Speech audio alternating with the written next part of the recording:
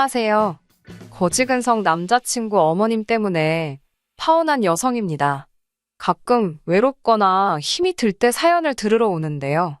오늘만큼은 제 사연을 이야기해볼까 싶어요.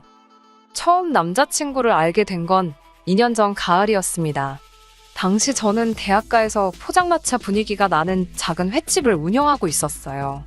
20대의 아가씨가 웬 횟집이냐 의아하실 수도 있는데 사실 저희 집은 경제적으로 한순간도 넉넉한 적이 없었습니다. 부모님께서 결혼하시던 때 친가와 외가 그 어느 쪽에서도 도움을 받지 못하셨다고요. 게다가 어머니께선 선천적으로 몸이 약하셨던 탓에 경제활동은 오롯이 저희 아버지의 몫이었습니다.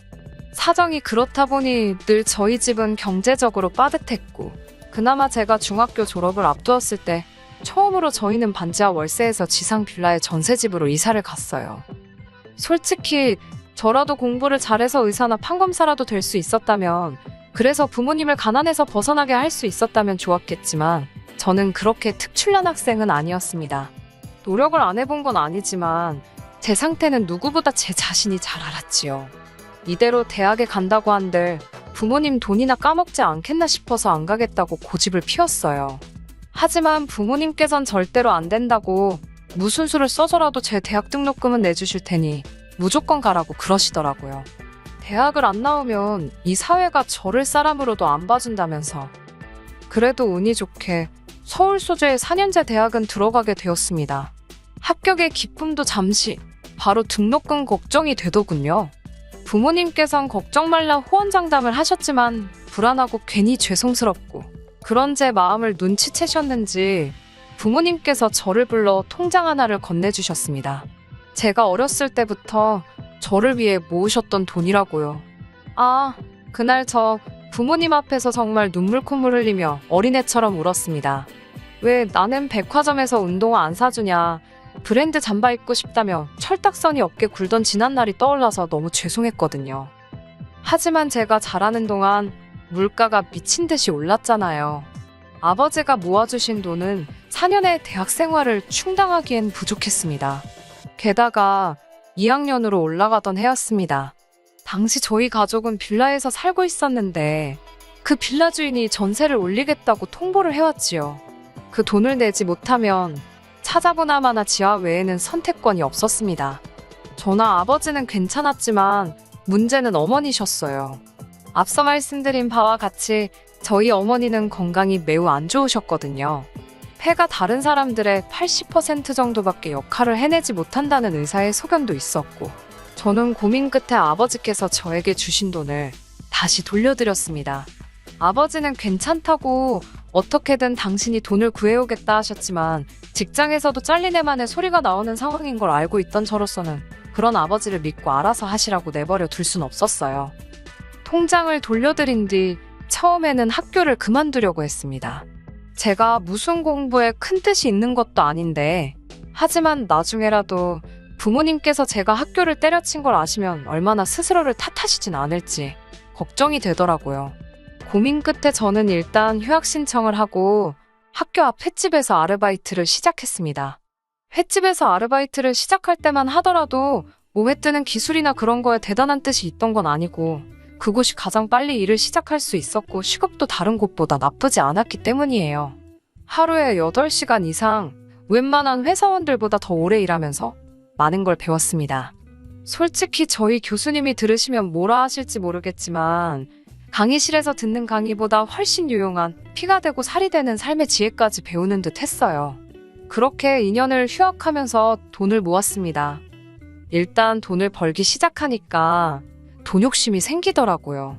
처음에는 등록금을 벌어야겠다는 생각이었는데 돈이 모이고 모여서 목돈이 되니 학교를 가는 게 맞나 싶었지요. 그런 와중에 어머니께 제가 학교를 가지 않고 횟집에서 돈을 벌고 있었다는 사실을 들키고 말았습니다. 매번 딸 옷에서 비린내가 가시질 않으니 어머니께서 며칠 저를 따라다니셨던 모양이더라고요. 어머니께선 이 모든 게 당신 때문인 것 같다고 앞으로 어떡하려고 그러냐며, 아버지께서도 당신이 그 돈을 받아 쓰는 게 아니었다며 한바탕 난리가 났었어요. 저는 에라 모르겠다는 심정으로 이렇게 된 거 저를 한번 믿어달라 했습니다. 반드시 성공해 보이겠다고요. 한바탕 실랑이 끝에 어머니께서 알겠다고 대신 앞으로는 무엇을 하든 꼭 당신들한테 이야기를 하고 하라고 그러셨지요. 그리고 저는 막연히 생각만 했던 계획을 행동으로 옮기게 되었습니다. 그건 바로 제 횟집을 여는 거였어요. 사실 어머니께 들키기 며칠 전 제가 일하던 횟집 사장님으로부터 가족들하고 이민을 가게 되어서 가게를 내놓았다는 소리를 들었거든요. 사장님께선 자리도 어느 정도 잡혔는데 권리금 몇 푼 받고 넘기려니 속이 쓰리시다며 농담반 진담반처럼 저한테 가게를 사라고 하셨었지요. 솔직히 그때만 해도 가게를 열게 되면 더 이상은 부모님을 속일 수가 없을 거란 생각과 동시에 그렇다고 부모님을 설득할 자신도 없어서 아예 엄두도 내지 못하고 있었거든요. 하지만 이제 부모님도 다 아시겠다.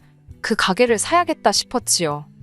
그렇게 저는 제 가게를 갖게 되었고 일은 제가 생각한 것 이상으로 잘 풀리기 시작했어요. 이미 제가 오랫동안 아르바이트를 했던 덕분에 손님도 주인이 아저씨에서 저로 바뀐 거에 대해 크게 거부감이 없는 눈치였습니다. 다만 제가 아무래도 생선을 고르는 눈이라던가 회 뜨는 기술 같은 건 주인 아저씨만 못했으니까 제 스스로 자신이 없었네요. 그래서 더 열심히 일했습니다.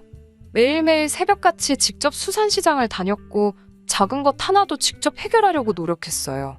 쉽지 않았지만 그 덕에 이 자리까지 올 수 있었다고 생각하고 지금도 전혀 후회하지 않아요.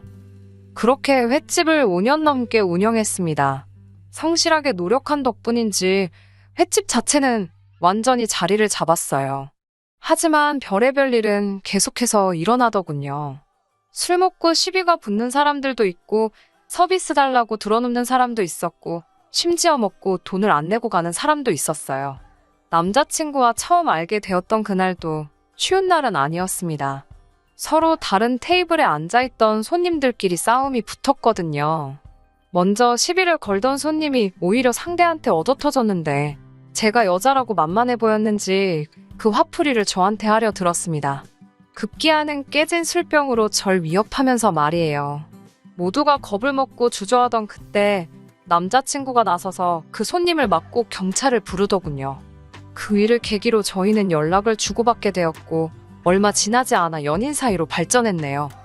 남자친구는 구급 공무원이었는데 직업이 안정적이고 탄탄했던 대신 벌이가 적었습니다.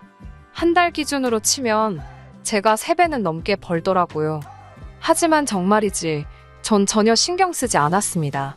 데이트 비용의 대부분을 제가 지출하긴 했지만 제가 워낙 바빠서 데이트 자체를 자주 못했기에 크게 부담이 되는 정도는 아니었어요. 그러다 사귄 지 2년이 되어갈 무렵 남자친구가 적극적으로 결혼 이야기를 꺼내기 시작했습니다.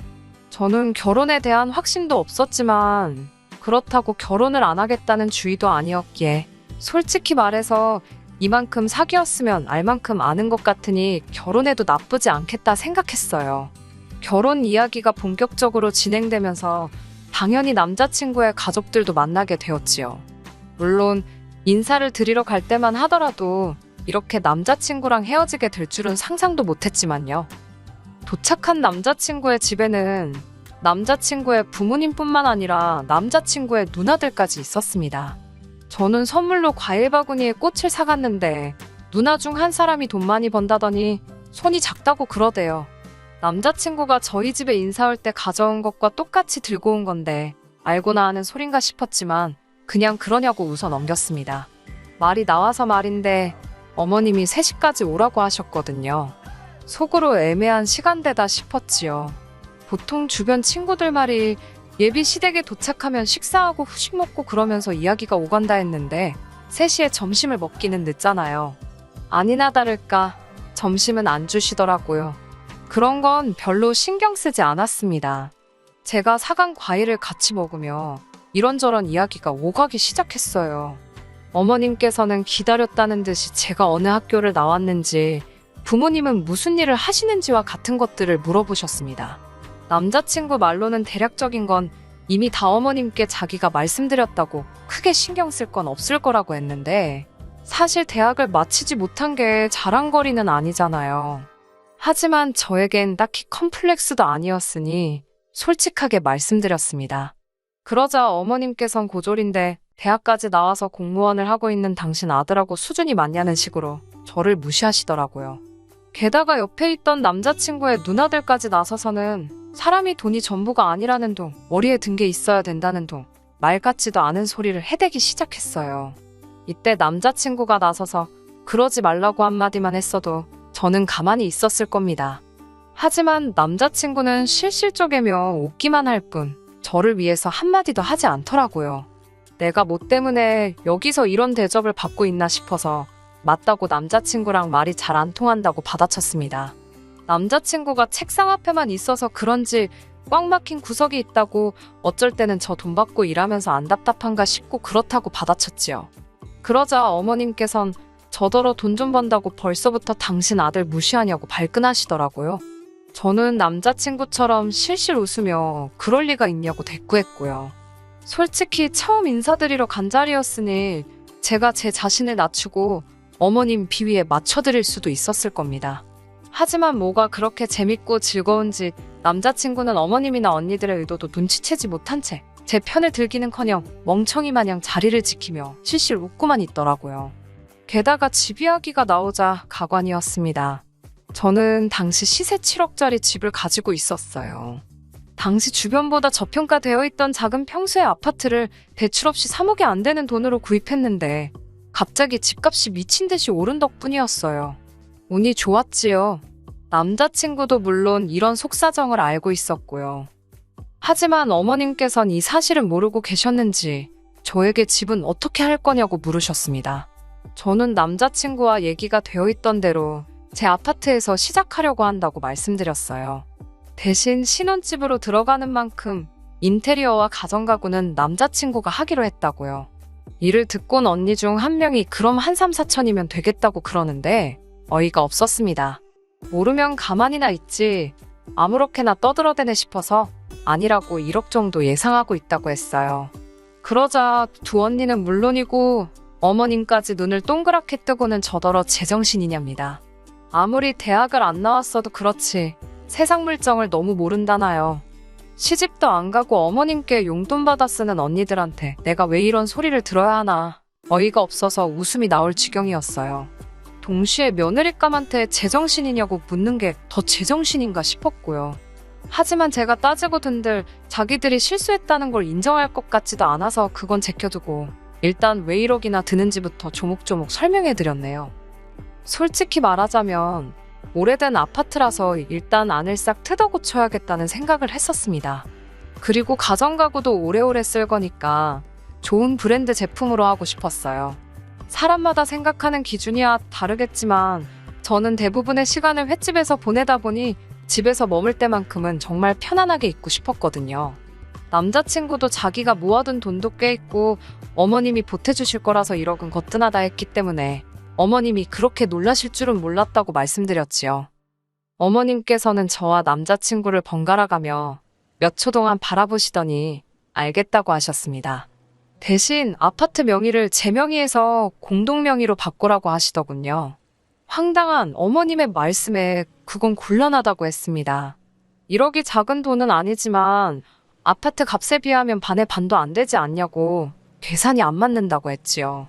그러자 어머님께선 그럼 당신이 미쳤다고 제 집에 1억을 쳐바르냐입니다. 또다시 이어진 어머님의 수준 낮은 언행의 진저리가 나더군요.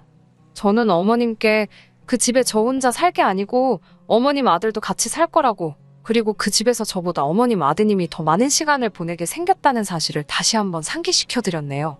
그제서야 언니들도 뭐라 반박을 못하겠는지 입은 뻥끗하지도 않고 그저 사나운 눈초리로 절 째려보고만 있더라고요. 확신컨대 남자친구도 그런 언니들의 반응을 봤고요. 하지만 이번에도 남자친구는 사람들 눈치만 이리저리 살펴올 뿐 똑바로 말 한마디도 하지를 못하더군요. 어머님과 언니들 그리고 제 사이에서 신경전이 이어지는 동안 남자친구가 하는 일이라곤 고작 실실 웃거나 눈치를 살피는 게 전부였습니다. 그러다 기껏 생각해낸 소리가 제가 효녀라는 이야기였어요. 다짜고짜 어머님께 그래도 제가 참 효녀랍니다. 매달 돈 벌면 제일 먼저 부모님한테 용돈으로 200만 원씩 보내드린다고요. 뭐 한다고 쓸데없이 그런 소리를 하나 싶어서 저도 모르게 한숨이 나오더군요. 남자친구의 이야기를 가만히 듣고 계시던 어머님께선 그러면 결혼해서도 계속 그렇게 친정에 돈을 가져다 줄 생각이냐고 저에게 물으셨습니다. 저는 조금도 주저하지 않고 그럴 거라고 했어요. 어머님이 제 대답을 마음에 들어하지 않으실 거란 건 예상했지만 그렇다고 거짓말을 하고 싶지는 않았지요. 그러자 어머님께선 이것 보라며 결혼하면 남편이 버는 돈이건 제가 버는 돈이건 부부 공동재산이랍니다. 그러니 남편과 상의를 하고 어른들 의견도 물어야 하는 거라대요. 100번 양보해 남편이랑 상의를 하는 건 그렇다 쳐도 왜 어른들하고 상의를 해야 하는 건지는 이해가 도통되지 않아서 왜 상의를 해야 하냐고 여쭈었어요. 그러자 어머님께선 당연한 거 아니냐며 당신은 친정에 재산 빼돌리는 며느리는 볼 생각이 없으시답니다. 그러자 한 언니가 아니면 양가에 똑같이 잘하면 되겠네 그러는 거예요. 다른 언니도 그 말이 정답이라면서 양가에 똑같이 하면 아무런 문제될 게 없답니다. 다들 미쳤다 제정신이 아니다 싶었지요. 솔직히 이때는 이미 결혼하겠다는 생각은커녕 갈 때 가더라도 할 말은 하고 나가야겠다 싶어 어머님을 똑바로 쳐다보고 말씀드렸습니다. 어머님, 저희 부모님은 당신들 드실 거 못 드시고 입을 거 못 사 입으시며 저를 키우셨지만 어머님은 뭐 절 위해 하신 일이 있으신가요? 악말로 저 잘하는 동안 1,000원 한 장 보태신 게 없지 않냐고. 효도를 받고 싶으시면 어머님이 공들여 키운 자식들한테 받으시면 될 것 같다고 했습니다. 어머님의 얼굴은 점점 울그락불그락 변해갔고 이번만큼은 남자친구도 상황이 잘못되어간다는 걸 눈치챘는지 절 잡아 끌어서 집 밖으로 나가더군요. 제가 왜 이러냐고 이 손 놓으라고 남자친구 손을 뿌리치니 남자친구가 저더러 너야말로 왜 그러냐입니다. 결혼 안 할 거냐고 적당히 대충 맞춰드리면 되지 왜 그렇게 다 따박따박 말대꾸를 하냐고요.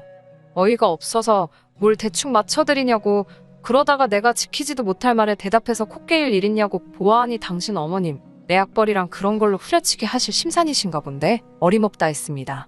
그러자 남자친구도 무슨 말을 그렇게 하냐면서 저더러 돈 좀 잘 번다고 유세 부리지 말라대요.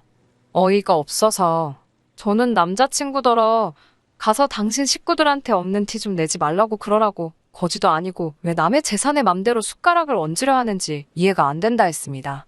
그러자 이제 남자친구도 제가 자기 식구들더러 거지라 했다고 저한테 고래고래 소리를 지르고 저도 좀 전까지 어머님과 두 언니들한테 당한 수모가 생각나서 같이 악을 쓰고 저는 이러고 있는 거 자체가 스트레스고 짜증이라고 결혼이고 뭐고 없던 일로 하자고 했습니다. 막말로 너랑 결혼 안 해도 나는 손해볼 거 하나 없다고요. 그렇게 파혼을 하고 3주쯤 지났을 무렵 남자친구가 이야기를 한 건지 횟집으로 남자친구 어머님과 두 언니가 찾아왔더라고요. 다행히 손님이 없었기에 가게에서 잠깐 이야기를 나누게 되었습니다. 무슨 일로 여기까지 오셨냐 하니 당신이 그날은 너무 감정적이었던 것 같다며 결혼을 허락해주러 왔답니다. 황당해서 허락 같은 거 필요 없다 헤어졌다고 말했지만 자기들 듣고 싶은 것만 듣기로 작정이라도 했는지 자존심 세우지 말고 이쯤 했으면 죄송하다 숙이고 들어오랍니다.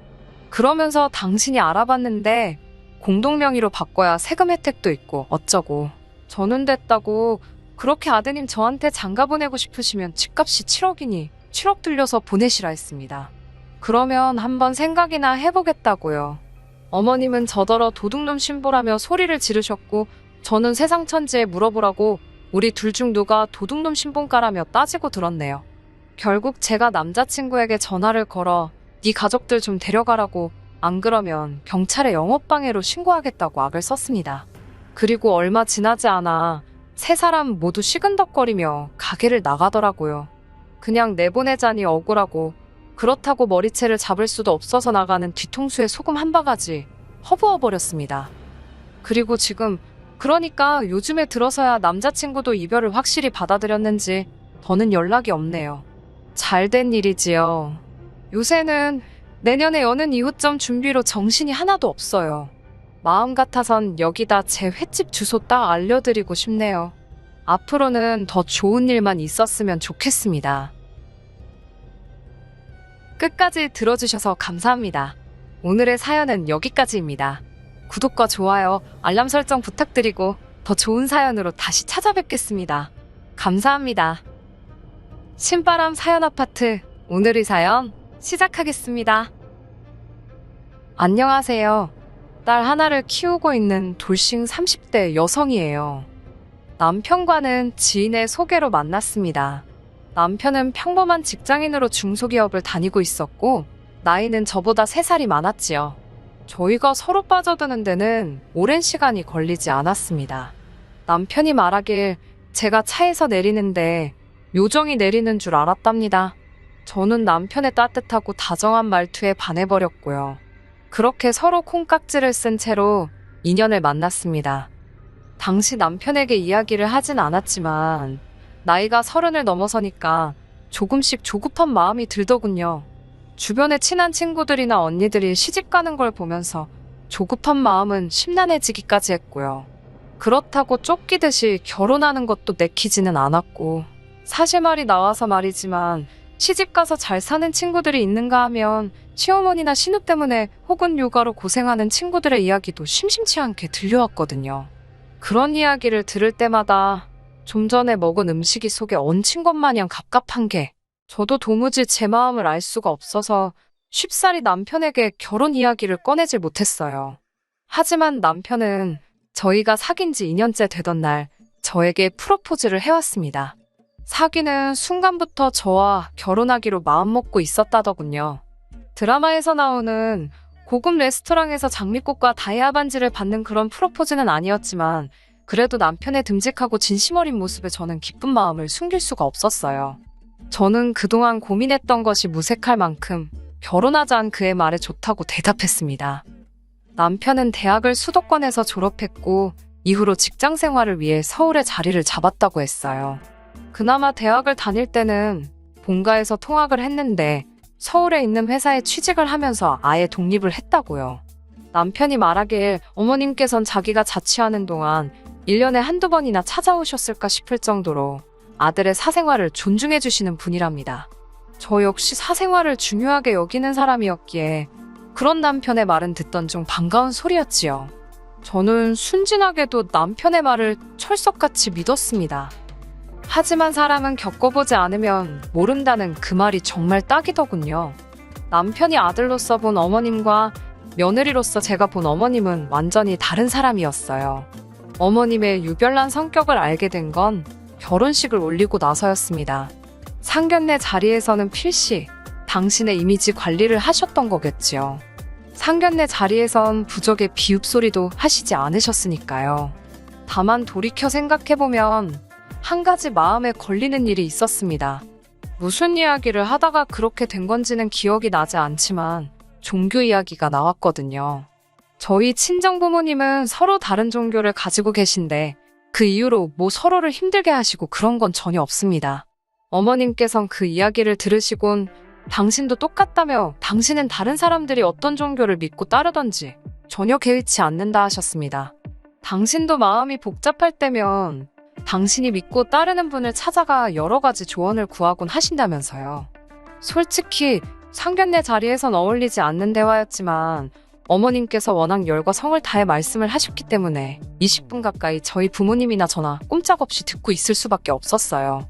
아버님이나 남편은 늘상 있는 일인지 별로 개의치 않는 눈치였고요.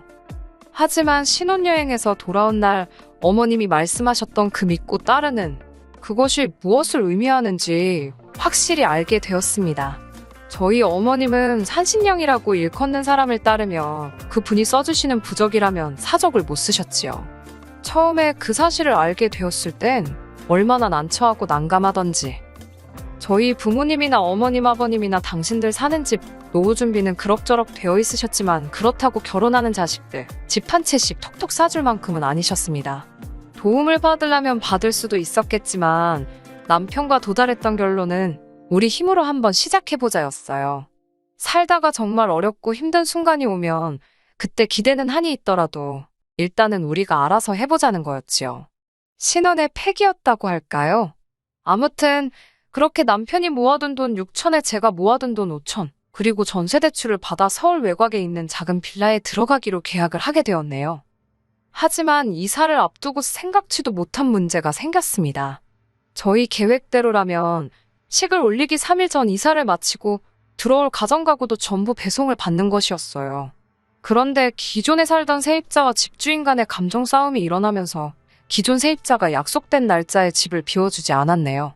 경찰을 부른 애만의 소리가 나올 정도로 일이 컸다고 하는데 집주인 입장에선 기존 세입자가 집에 해코지라도 할까 걱정이 되었는지 강하게 대응을 못하는 눈치였지요. 결국 저희의 이사 일정은 시쳇말로 다 빠그라졌습니다. 다른 집을 알아볼 생각도 안 했던 건 아닙니다. 하지만 당시 전세 구하기가 하늘의 별 따기만큼 어려웠던 시기라 그마저도 상황이 여의치 않았네요. 이사가 늦어지니 배송받기로 되어 있던 가정가구 일정도 전부 다 바꿔야 했고 개중 몇몇 개는 저희가 신혼여행 중일 때 오게 생길 판이었지요. 이게 화근이었습니다. 남편은 어머님께 부탁을 드리자고 했습니다. 배달 오는 날 어머님께 잠시 들려 물건만 받아달라 하면 안 되겠냐고요.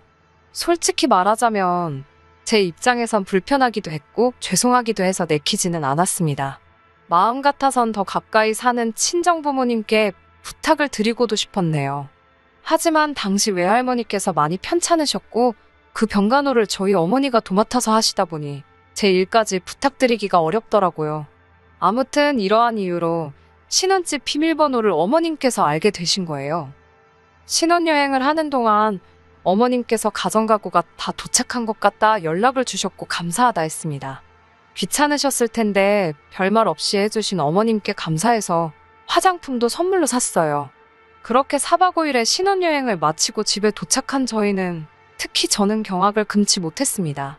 현관부터 시작해서 거실이며 부엌이며 할 것 없이 심지어 방문까지 온통 노란 부적으로 도배가 돼 있다시피 했지요. 사람이 너무 황당하니까 말도 제대로 안 나오더라고요. 제가 가까스로 마음을 가라앉히고 남편에게 이게 다 뭐냐고 물었습니다. 남편이 한숨만 내쉬고 별말이 없는 게 아무래도 뭔가 아는 눈치였거든요. 남편이 말하길 아무래도 어머님이 해놓으신 것 같답니다. 깜짝 선물이 있다고 하시더니 이거였나 보다고요. 얼마나 상황이 어이가 없던지 화도 안 나더라니까요. 남편에게 빨리 하나씩 뜯으라니까 주저하는 모습을 보이더니 어머님이 생각해서 붙여놓으신 건데 그냥 두면 안 되겠냐입니다. 생각을 해주신 거야 당연히 감사하지만 이게 다 뭐냐고 귀신 나올까봐 무섭다고 싫다고 했어요. 하지만 남편은 계속해서 어머님이 아기가 있어서 이런 일을 하실 분이 아니라며 분명히 깊은 뜻이 있으셨을 거라고 저를 설득하려 했습니다. 참다 못한 제가 결국 남편이 보는 앞에서 어머님께 전화를 드렸어요. 어머님께서는 부적마다 의미가 다 다르고 뜻이 있는 거라며 한 달은 붙여놔야 한답니다.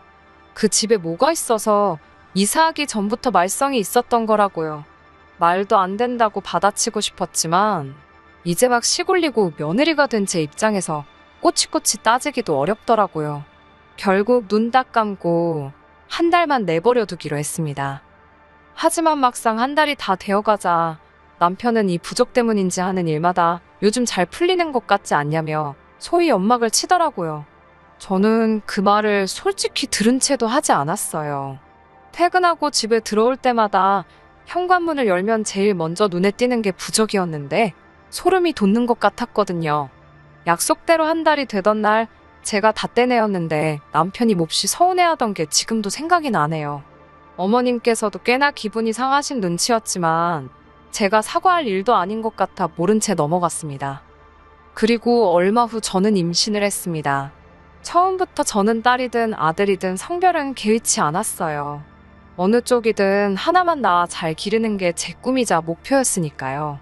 하지만 제 배가 제법 불러오기 시작할 무렵부터 어머님께선 아들을 낳아야 한다고 저만 보면 말 그대로 손자 타령을 하시더군요. 잔소리가 지겨워진 저는 병원에 가서 아이 성별을 물었습니다. 의사 선생님이 성별을 알려주려면 조금 더 있어야 한다고 하셨지만 넌지시 딸이라는 힌트를 주시더라고요. 처음부터 딸이든 아들이든 개의치 않았기 때문에 실망 같은 건 조금도 하지 않았습니다. 하지만 어머님의 얼굴이 머릿속을 스치면서 잠깐이었지만 아차 싶었네요. 그렇게 집으로 와 남편과 함께 어머님께 연락을 드렸습니다. 어머님께 손녀를 보시게 될 것 같다고 조심스레 말씀드렸지요.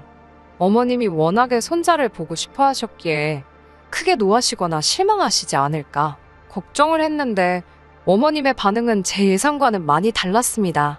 꽤나 심드렁한 목소리로 그러냐며 대수롭지 않게 넘어가셨어요. 하지만 딸아이를 낳고 병실에 입원해 있는데 어머님께서 제 옆에서 기어이 싫은 소리를 하시더군요. 아들인 줄 알았는데 딸이라면서요. 황당해서 제가 미리 말씀드렸는데 왜 그러시냐고. 제가 분명히 딸이라 하지 않았냐니까. 부적 써주시는 그 산신령이란 분이 분명히 아들일 거라고 걱정하지 말라고 했답니다. 그래서 그분 말만 믿고 제 말은 귓등으로 흘려들으셨던 거지요. 그러면서 그분이 틀렸을 리는 없으니 제가 아무래도 이상한 짓거리를 한 게 아니냐며 제 탓을 하시더라고요. 꼬리뼈도 아프고 아직 침대에서 혼자 허리도 못 세우는 저를 바라보시며 비난하듯 말씀하시던 어머니께 솔직히 정남이가 뚝 떨어지더군요. 뒤이어 어머님께서는 속상하다, 뭔가 잘못됐다는 식의 말씀을 연거푸 하시고는 병실 밖으로 나가버리셨습니다. 남편은 그런 어머님 뒤를 따라 나섰고요. 어머님이 그냥 병실을 나가신 것보다 남편이 어머님을 따라 나갔다는 사실이 더 서운하고 속상했습니다. 얼마간의 시간이 흘렀을까 병실로 돌아온 남편은 어머님께서 원래 기대가 크셨던지라 실망도 크신 모양이라며 저더러 이해해달라대요. 이해고 뭐고 아무리 그래도 그렇지 고생했다 소리 한마디 해주시면 어디가 덧나냐고. 지금 이 꼴을 한 며느리한테 아들 못 낳았다고 타박을 하시는 게 말이 되냐고 남편에게 하소연을 했어요. 그러자 남편도 자기가 그런 것도 아닌데 왜 자기한테 이러냐며 예민 떨지 말고 한숨 자랍니다. 어머님께는 내일쯤 전화해서 죄송하다고 하면 다 풀리실 거라면서요. 죄송하긴 뭐가 죄송하냐고. 내가 뭘 잘못했냐고 해도 남편은 어머님 성격 몰라서 그러냐며 저더러 그냥 맞춰드리라는 식이었고요. 임신했을 때나 출산했을 때 남편이나 식구들한테 서운한 소리를 들으면 그렇게 오래 간다더니 제가 딱 그랬습니다. 어머님께서 먼저 적나라하게 당신 속내를 보여주신 덕분에 저도 어느 정도 거리를 두고 어머님을 대하게 되더라고요. 손녀 자주 봐서 뭐하냐며 어머님은 저희 집에 자주 오지도 않으셨어요. 그렇게 서로 대면대면하게 지내다 보니까 어머님에 대한 서운함도 좀 가시는 것 같았지요. 그리고 어머님께서는 이런 틈을 놓치지 않으셨습니다. 제 행동이나 말투가 좀 누그러졌다 싶으셨는지 아니면 남편을 통해 뭐라도 들으셨는지 언젠가부터 다시 하루가 멀다 하고 연락을 해오셨거든요. 갑자기 연락을 해오시는 것도 당황스러웠지만 어머님의 용건을 알고 나선 황당한 마음을 감출 수가 없었지요. 어머님께서 또 다시 손자 타령을 하시는 게 아니겠어요? 사실 남편과는 이미 하나만 낳아 잘 기르는 쪽으로 결정이 난 상황이었기에 어머님의 손자 타령이 부담스럽게 다가온 것도 사실이고요. 저는 어머님께 솔직하게 말씀드렸습니다. 남편이나 제 벌이를 생각했을 때 아이들을 낳아 기르는 건 현실적으로 어려울 것 같다고요. 까놓고 말해서 제가 복직을 한다고 하면 한 달에 300남짓 벌겠지요? 그럼 저희 딸은 누가 키워주나요? 이제껏 저 키우시고 외할머니 병수발로 고생하시는 어머님께 부탁을 드리고 싶지도 않았고 어머님이야 뭐 솔직히 어머님 위생 개념이라던가 저랑 안 맞는 부분이 한두 개가 아니었거든요. 결국 아이 봐줄 이모님이라도 한 분 구해야 하는데 그분에게 제 월급을 다 갖다 바쳐야 할 판이었으니 이러지도 저러지도 도저히 계산이 서질 않아 머리가 깨질 것 같았습니다. 그런데 그런 저더러 어머님께서 애를 하나 더 낳으라고 성하셨으니 야속하기도 했고 전 안 된다고 그럴 생각은 없다고 말씀드렸어요. 그러자 어머님께서는 애들 태어날 때 지 먹을 수저는 입에 다 하나씩 물고 태어나는 거라며 제가 몰라도 뭘 너무 모른답니다. 그러면서 자녀 계획을 시부모랑 상의도 없이 세우는 며느리가 어디 있냐며 저더러 너무 경우가 없다고 하시더군요. 제가 어머님께 그럼 어머님이 저한테 한 달에 200만 원씩 주실 거냐 물었습니다. 그러면 둘째 하나 더 낳아보겠다고요. 결국 어머님과 제 사이는 다시 또 틀어졌습니다. 예전과 달라진 건 고성이 오갔다는 것이지요. 어머님은 계속해서 저에게 밑도 끝도 없이 제가 못 되쳐먹고 싸가지도 없다. 시집을 왔으면 애를 낳는 게 당연하지. 어디 되바라지게 시애미한테 애를 키우네 못 키우네 그런 소리를 하냐고 악을 쓰셨어요. 저는 저대로 제가 무슨 이 집에 애 낳아주러 온 기계냐고 싫다고 했고요. 이번에도 머저리 같은 남편은 이러지도 저러지도 못하고 우물쭈물 그날 이후로 저는 어머님이랑 신경전 아닌 신경전을 이어가고 있었습니다. 그러다 저희가 이혼하게 된 결정적인 사건이 터졌네요. 평소엔 이불 빨래를 남편이 도와줬는데 그날만큼은 그냥 제가 하고 싶더라고요. 도와주겠다는 남편을 뿌리치고 베개 커버를 벗겨냈는데 뭔가 발 쪽으로 툭 떨어지더군요. 몇 번이고 고이 접힌 부적이었습니다.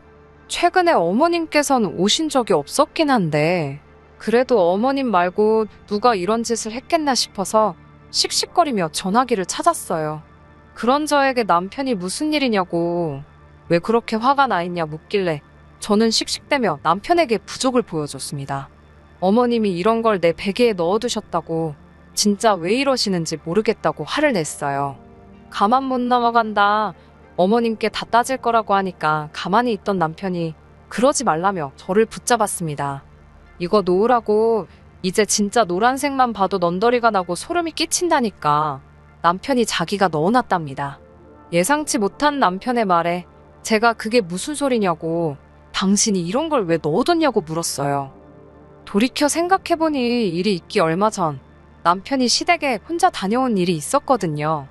애시당초 손녀에 관심도 없으신 어머님이시라 손녀를 데려오라 어쩌라 말씀도 없으셨고요. 남편은 이튿날이 돼서야 집에 들어왔는데 몹시 지쳐 있었지요. 그날 받은 부적이랍니다. 어머님이 가자고 한 곳을 따라가니 어떤 남자가 사당 같은 데서 사람들을 상대하고 있더래요. 1시간쯤 기다려서 들어가니 다짜고짜 남편더러 손금을 보여달라 했답니다.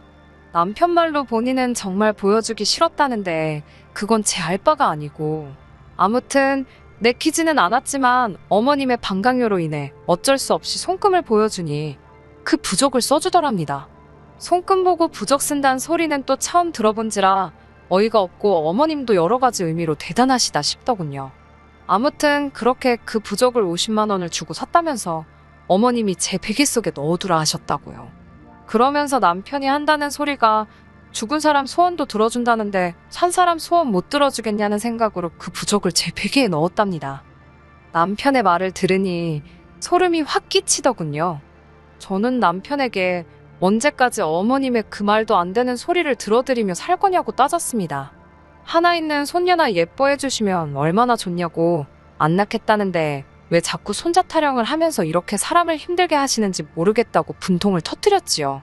그러자 남편이란 놈이 한다는 소리가 이게 다 제가 처음부터 아들을 낳았으면 될걸 못 낳아서 그런 거 아니냐입니다.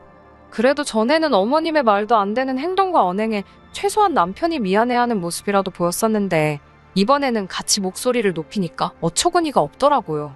남편은 그런 제 속을 눈치를 챘는지 못 챘는지 계속해서 저에게 악을 썼습니다. 부적 좀 집에 드리는 게 저한테 무슨 피해라도 주냐고요. 어머님께서 당신 돈으로 사서 좋은 마음으로 주시는 건데 왜 난리냐. 뭐 말도 안 되는 소리를 늘어놓더라니까요. 제가 너무 화가 나서 그만하라고 했습니다. 편들 걸 편들라고. 당신은 내가 부적이니 뭐니 싫어하는 거 뻔히 알면서 어머님이 하란다고 그걸 하냐고 따졌지요. 그리고 애는 뭐 저절로 잘하냐고. 아무리 나이가 드셨대도 어쩜 그렇게 생각이 짧으신지 모르겠다고 저도 모르게 한숨을 내쉬고 말았네요. 남편은 제가 어머님을 무시했다며 길길이 날뛰기 시작했습니다. 이후로는 급기야 서로에서는 안 될 소리까지 주고받게 되었고 격해진 감정 때문인지 이혼 이야기까지 나오고 말았네요.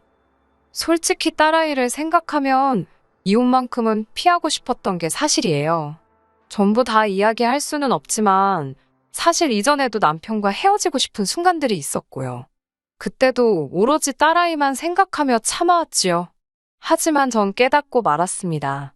이런 줏대없는 아빠와 손녀라는 이유로 거들떠도 안 봐주는 조부모 밑에서 제 딸이 배울 거라곤 쥐똥만큼도 없을 거란 사실을 말이지요. 행복한 엄마가 행복한 자녀를 키울 수 있다는 누군가의 말처럼 행복한 딸로 키우고 싶어서 그렇게 저는 이혼을 결심했습니다. 남편은 자기가 딸을 키울 거라고 했지만 정의는 제 편이더군요. 남편과 어머님의 폭언, 부당한 대우 등을 인정받아 저는 양육권을 가져오는 동시에 위자료까지 받고 이혼할 수 있었습니다. 어머님께선 제 앞에서 마치 저 보란 듯이 남편더러 이참에 새장가 가서 당신 손자 좀 안겨달라시던데 어이가 없더라고요. 남편은 아마 어머님 때문에 팔자가 꼬여도 2번은 꼬이겠다고 쏴붙였어요. 새며느리 보는 부적도 하나 사셔야겠다고 아는 체를 했지요. 지금 저는 친정으로 내려왔습니다. 친정 부모님께서는 너무 기죽지 말고 열심히 살라고 그때부터 지금까지 늘 저를 응원해 주시네요. 저 잘 살고 있고요. 앞으로는 더 잘 살아보려고요. 끝까지 들어주셔서 감사합니다. 오늘의 사연은 여기까지입니다. 구독과 좋아요, 알람 설정 부탁드리고 더 좋은 사연으로 다시 찾아뵙겠습니다. 감사합니다. 신바람 사연 아파트, 오늘의 사연 시작하겠습니다.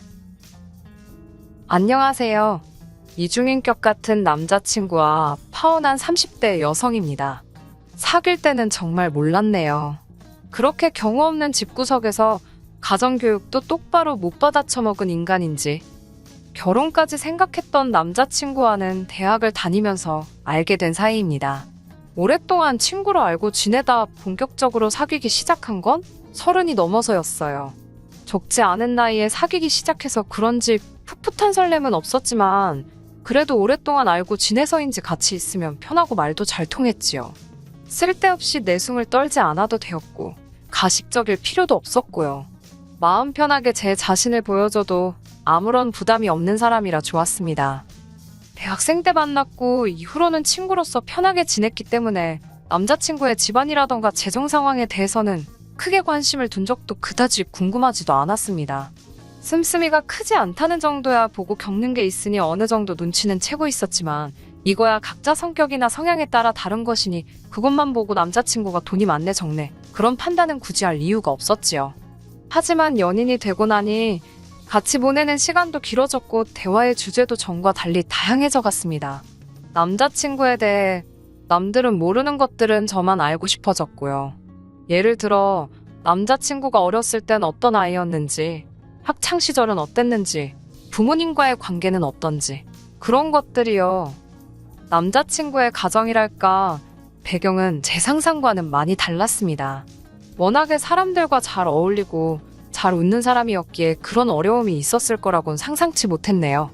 남자친구 말에 의하면 아버님께선 고집이 세고 성격이 거치시답니다. 그래서인지 걸핏하면 동네 이웃들이나 지인분들과 부딪히기 일쑤였고 다니시던 직장에서도 그런 문제가 반복되었다고요. 결국 나중에는 제대로 사회생활도 하실 수 없게 되었다며 하지만 가족들에게는 늘 좋은 분이셨답니다. 자기는 도통 이유를 모르겠다고 덧붙였어요. 이런 이야기를 들었을 때 개떡 같은 집구석이란 걸 제가 눈치를 챘어야 하는데 아무튼 사정이 그렇다 보니 어쩔 수 없이 어머님께서 가장 역할을 도맡게 되셨고 결과적으로 남자친구는 대부분의 시간을 집에 계시던 아버님 그리고 연년생인 형과 함께 보냈다대요. 경제적으로도 여유가 없었던 건 당연하고요. 반면에 저는 남자친구에 비하면 정말 유복하게 자랐다고 할 수 있습니다. 사업을 하시던 부모님 덕분에 배우고 싶은 건 뭐든지 도전할 수 있었고 즐길 수 있었으니까요. 지금 이렇게 좋은 회사에 다니며 스스로 제 인생을 꾸려나갈 수 있는 것도 전부 부모님 덕분이라 생각하며 감사하게 여기고 있습니다. 하지만 그렇다고 해서 신에게 맹세컨대 제가 남자친구를 무시한 적은 결코 없습니다. 남자친구의 사정이 안타깝고 속상했을 뿐이지 그렇다고 남자친구가 저보다 못난 사람이란 생각은 하지 않았어요. 몇몇 친구들은 이런 저에게 멍청하다고도 했고 순진에 빠졌다고 놀리기도 했지만요. 그러다 작년부터 본격적으로 결혼 이야기가 나오자 제 스스로 생각이 조금씩 달라지는 걸 느낄 수 있었습니다. 사실 그 전까지는 남자친구와 잘 만나고 있었고 결혼 생각도 있기는 했지만 저에겐 당장의 일은 아니었거든요. 물론 사귀기 시작할 때 이미 둘 다 30이 넘은 상황이었고 결혼 정년기가 지난 나이였기에 남자친구의 결혼 타령도 이해가 되긴 했지요.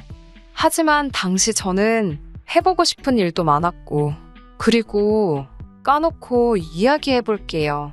막상 결혼 이야기가 나오니 조금 냉정한 시각으로 남자친구의 상황을 보게 되더라고요. 사람은 너무 괜찮은데 결혼이란 게 사랑만 뜯어먹고 사는 것도 아니고 그래도 결국은 사람 됨됨이라던가 그런 게 중요한 거 아닐까? 돈은 앞으로 벌면 되지. 솔직히 별의별 생각이 들면서 마음을 쉽게 정하지 못했어요. 그런 저를 보고 남자친구는 불안했는지 주변 친구들을 동원해 이벤트를 하기도 하고 하루는 울며불며 절 붙잡기도 하고 적극적으로 제 마음을 붙들려는 노력을 보여줬고 결국 그런 성의와 정성에 넘어간 제가 프로포즈를 받아들였네요. 정식으로 프로포즈를 받고 2주쯤 지났을 무렵 남자친구가 저에게 자기 집으로 인사를 드리러 가자고 하더라고요. 어머님 아버님께도 벌써 다 이야기해놓았다며 두 분 다 목이 빠져라 저를 기다리고 계시다면서요.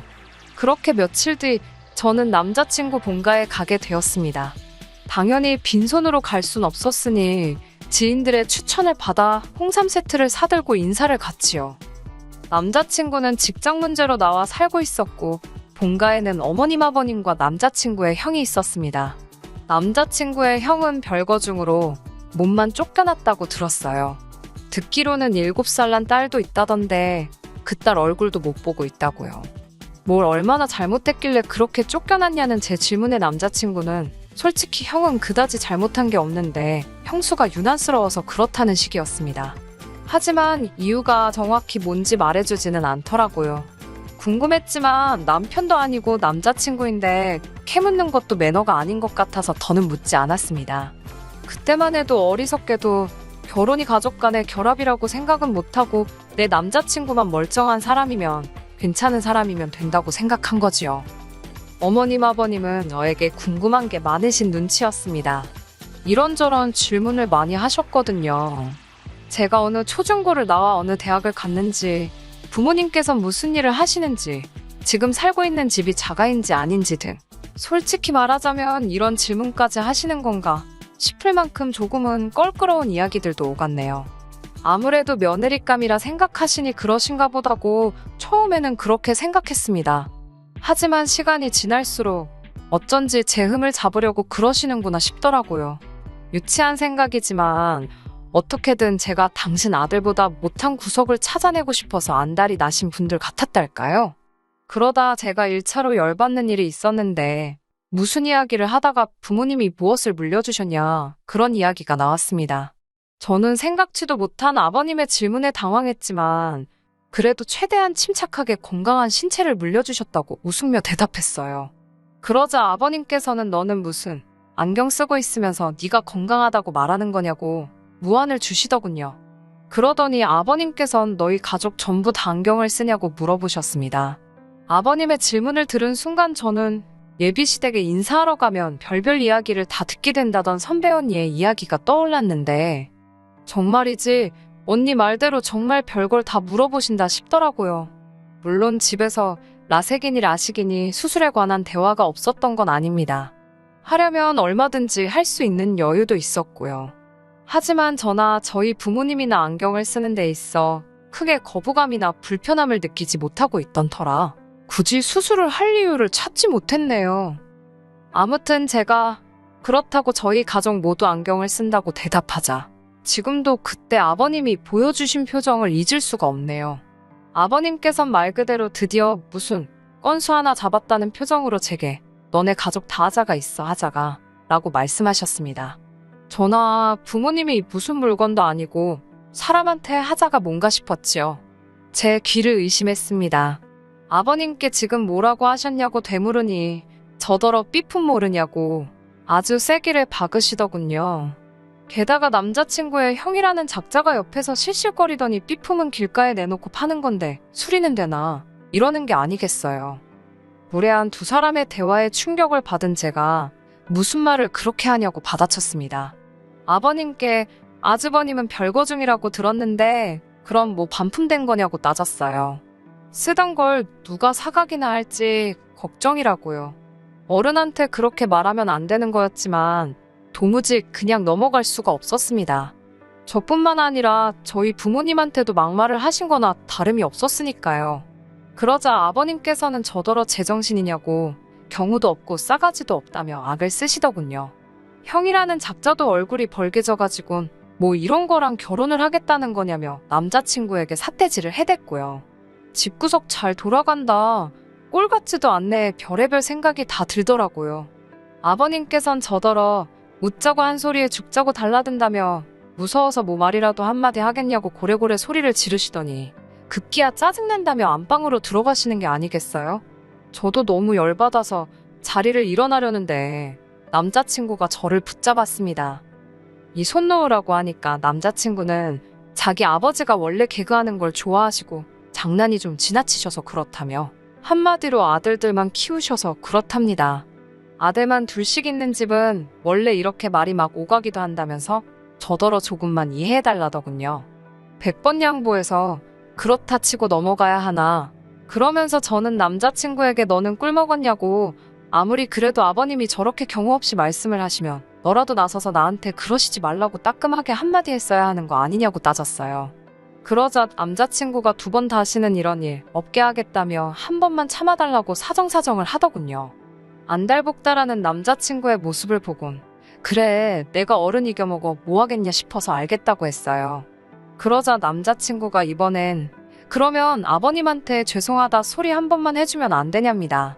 사과를 받아도 부족한 판국에 뭘 죄송하다고 하라는 거냐고 짜증을 냈더니 제발 한 번만 하고는 절 붙들더라고요. 진짜 남자친구의 얼굴을 봐서 내가 참자라는 심정으로 참을 인자를 그리며 안방문을 노크했습니다. 그러자 아버님께선 한껏 비아냥거리시며 방문을 여시더군요. 정말 제가 죄송해서 사과를 드리러 왔다고 생각하신 건지 있는 대로 뻗대며 문을 열어주시는 아버님을 보고는 어이가 없기도 하고 황당했네요. 저는 정말이지 남자친구를 위해서 죄송하다 말씀을 드린 겁니다. 저는 아버님께 좀 전에 일은 죄송하다 하지만 앞으로 저에게 말을 너무 막 하지 마시라 했습니다. 저는 그런 화법에 익숙하지 않다고요. 그러자 아버님께선 또다시 죄송하다 하러 왔으면 죄송하다 소리만 하면 되지 시애비 될 사람한테 하라 마라 조건을 다느냐고 화를 내시더군요. 진짜 너무 답답해서 나올 뻔한 한숨을 가까스로 참았습니다. 그런데 안방에서 나오는데 이번엔 그 형이라는 인간이 저를 붙들더니 자기한테는 사과 안 할 거냐입니다. 죄송해요 라고 짧게 한마디를 하니 저더러 싸가지가 있네 없네 난리가 났지요. 자기 아버지는 사람이 좋아서 그냥 넘어가지만 자기는 그냥 못 넘어간답니다. 그래서 저도 남자친구 형에게 저도 아버님한테 사과 받을 거 못 받고 그냥 넘어가니까 이 정도 하고 그만하시라 했습니다. 안방에 부모님 다 계신데 거실에서 저랑 큰 소리 내셔야겠냐고요. 그러자 남자친구 형이란 작자가 한다는 소리가 자기 집인데 못할 말이 뭐가 있냐며 저더러 더 짓거려 보랍니다. 반품 쓰던 거 이러면서 악을 쓰고 달라드는데 신우도 아니고 아주버님 될 사람이 그러니 그것도 참 볼만하더라고요. 제가 죄송하다고 그만하자고 그러고는 가방을 챙기는데 뒤에서 제 머리채를 잡는 게 아니겠어요? 저더러 도망가지 말고 사과 똑바로 하라면서요. 순간 너무 당황스러웠지만 전 호신술을 배운 적이 있었기에 바로 엎어치기로 남자친구 형을 넘겨뜨렸습니다. 저도 배우기만 했지 한 번도 써본 적이 없던 호신술을 예비 시댁에서 쓰게 될 줄은 상상도 못했지요. 그제서야 남자친구는 저더러 이게 뭐냐고 그래도 그렇지 형을 때리면 어떡하냐입니다. 어이가 없어서 이 형이 내 머리채 잡을 땐 뭐하다가 나한테 난리냐고 소리를 지르고 그새 남자친구 형 넘어가는 쿵소리에 놀라 나온 어머님 아버님은 사색이 되어 있었습니다. 저더러 제정신이냐고 누가 시댁에 인사 와서 아주버님 될 사람을 패냐고 절 신고하겠답니다. 신고하시라 했어요. 정당방위는 들어본 적 없으시냐고 저도 악을 썼지요. 그때 그 형이라는 인간 창피하긴 했는지 신고하지 말라고 자기 부모를 말리더라고요. 남자친구가 제 손목을 잡아 끌어 집 밖으로 나갔고 이어지는 남자친구의 행동에 저는 너무 충격을 받고 말았습니다. 남자친구는 한숨을 푹푹 내쉬더니 이게 뭐 하자는 거냐며 자기가 아까 분명히 부탁하지 않았냐고 그러는 거예요. 제가 남자친구에게 아버님이랑 당신 형이 나한테 어떻게 하는지 다 봐놓고도 그런 소리가 나오냐고 받아쳤습니다. 그러자 원래 남자들은 좋아하는 여자한테 짓궂게 행동하는 거 모르냐입니다. 아버님은 딸을 키워보신 적이 없으니 그깟 말 몇 마디 해도 제가 삐질 수 있다는 걸 모르셔서 그런 거고 형이란 작자는 저를 벌써 동생 여자친구니까 편하게 생각해서 그런 걸 거라며 두 사람의 잘못된 행동을 옹호하는 게 아니겠어요? 남자친구의 말도 안 되는 궤변에 저는 어떻게 그런 식으로 이야기를 할 수 있냐고 따졌습니다. 당신 식구들이 나에게 함부로 행동을 하면 당신이 나서서 나를 지켜주진 못할 망정 이게 지금 뭐 하자는 거냐고요. 그러자 남자친구는 이렇게 투닥거리면서 친해지는 거지. 아무리 그래도 그렇지 아주버님 될 사람을 넘겨뜨리는 여자가 어딨냐며 자기가 당장이라도 저희 집에 가서 저희 부모님을 만나야겠답니다. 자기가 나서서 장인장모 되실 분들을 교육 좀 시켜야겠대요. 어떻게 딸을 이렇게 경우 없이 키우셨는지 한번 물어보고 좀 가르쳐야겠다나요. 그 소리까지 듣고 나니 내 눈앞에 있는 사람이 내가 그동안 알던 사람이 맞나? 이런 사람하고 내가 미래를 꿈꿨다니 미쳤지. 이 인간 완전 쓰레기였네. 정말이지 별의별 생각이 다 들더라고요. 피는 못 속인다더니 경우 없이 아무 말이나 떠들어대는 아버님이나 손버릇 나쁜 형이라는 작자나 지금 지가 뭔 소리를 하는지도 모르고 급발진해서 떠들어대는 이 미친 남자친구란 인간까지 죄다 똑같은 인간들이란 생각에 진저리가 나던걸요. 저는 남자친구에게 네가 뭔데 우리 부모님을 가르치네 만에 개소리를 하느냐고 나야말로 너네 부모님 면상에다 대고 자식들을 어떻게 키웠는지 하나하나 따져묻고 싶다고 소리를 질렀습니다. 하긴 아버님이란 분부터 저렇게 경우도 없고 뭐가 똥인지 된장인지 분간을 못하시니 자식들이라고 뭘 보고 배웠겠냐고 빈정거리기도 했지요. 아주 솔직히 조금 무섭기는 했어요. 요새 자기 뜻대로 안 되면 헤어지면서 여자친구한테 해코지하는 나쁜 놈들이 종종 있잖아요. 내 눈앞에 있는 이 인간이라고 그러지 않으리란 보장이 없었으니 솔직히 긴장할 수밖에요. 쏴대고 싶은 말은 더 많았지만 적당히 해야겠다 싶어서 마지막으로 2번 다시 나 볼 생각도 하지 말라고 절대로 연락하지 말라고 안 그러면 신고할 거라고 쏴붙이고 불이 나게 큰 길가로 나와 택시에 올라탔습니다. 집으로 향하는 길에 남자친구에게선 계속해서 전화와 문자가 걸려왔는데 더 소름이 끼쳤던 건 남자친구가 음성 메시지를 남겨놓았길래 들어보니 또다시 미안하다며 자기는 저 없으면 안 된다고 질질 짜더라고요. 또라이도 보통 또라이가 아니구나 싶어서 한 일주일 동안은 집 밖에도 못 나갔습니다. 결국 저희 부모님께 남자친구 집에서 있었던 일에 대해 말씀을 드렸고 아버지께서 한동안 제 보디가드 역할을 자처해 주셨지요. 그런 와중에 우연인지 아닌지 그건 남자친구만 알겠지만 아무튼 남자친구와 2번이나 마주치고 말았습니다. 처음엔 무시하고 지나갔지만 2번째 마주쳤을 땐 저희 아버지께선 남자친구더러 한 번만 더 눈에 띄면 평생 사람 구실도 못하게 만들어준다고 엄포를 놓으셨어요. 아버지가 그런 험한 말씀하시는 걸 처음 봐서 전 속으로 놀랐지만 솔직히 든든하더라고요. 이후로는 남자친구도 쫄았는지 더는 눈에 안 보이대요. 곱씹어볼수록 그런 인간하고 알고 지낸 지난 시간들이 아깝고 역겹고 속이 뒤집힙니다. 그래도 식장 안 들어간 게 어디냐며 어머니는 잊어버리라 하셨어요. 저도 그렇게 생각하고요. 인생 공부 세게 했다 생각하고 당분간은 제 인생과 목표에만 집중하고 살아야겠습니다. 끝까지 들어주셔서 감사합니다. 오늘의 사연은 여기까지입니다. 구독과 좋아요, 알람 설정 부탁드리고 더 좋은 사연으로 다시 찾아뵙겠습니다. 감사합니다.